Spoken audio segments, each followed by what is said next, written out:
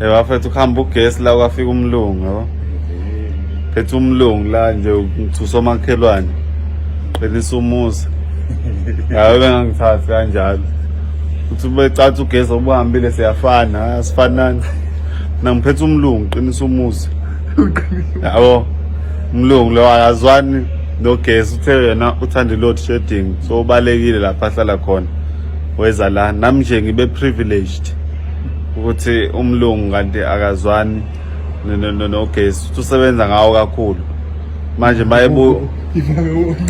mayebuya ekhaya nawo ugesi emsebenzini nawo ugesi manje makune load shedding uyajabula egijimeze lapho nami ke bese ngithola ke ithuba lokuthi ngiqinise umuzi umakhelwane mangithathi kanjalo siphumela phandle yabona ukuthi nje bebona ukuthi woohoo woohoo yabona nje uwenza ama-tourist ethi woohoo ethi bavela babona umlungu qinisa umuzi yabo ukuthi nje kube nesidima noma ngenayo imoto kodwa nginawo umlungu ngipake nje umlungu la parking yami la ihlala umlungu bekumlungu uya assume ukuthi lento iyahlekisa uyacabanga nje ubuka mina indlela engisho ngayo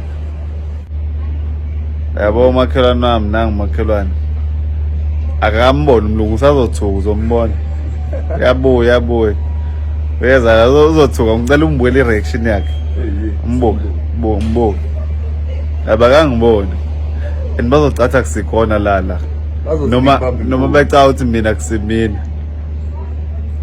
noma bazocatha ibona abekho la mhlawumbe bakuthi mina uMaster la ekhaya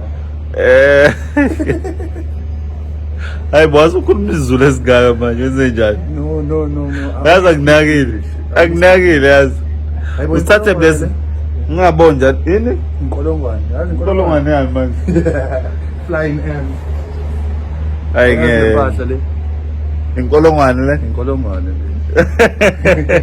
hayi ayisavelela bafethu mina ngithi nginomlungu la nto ayikho lento hayi ungayikhulumi lonto le omakhelwane wami bazongithatha kancane qina zibamba ungayisho indaba zonkolongane la hayi yes yeah hey manje uzongehlisa isithunzi phela ngithiwa nomlungu omkokotelo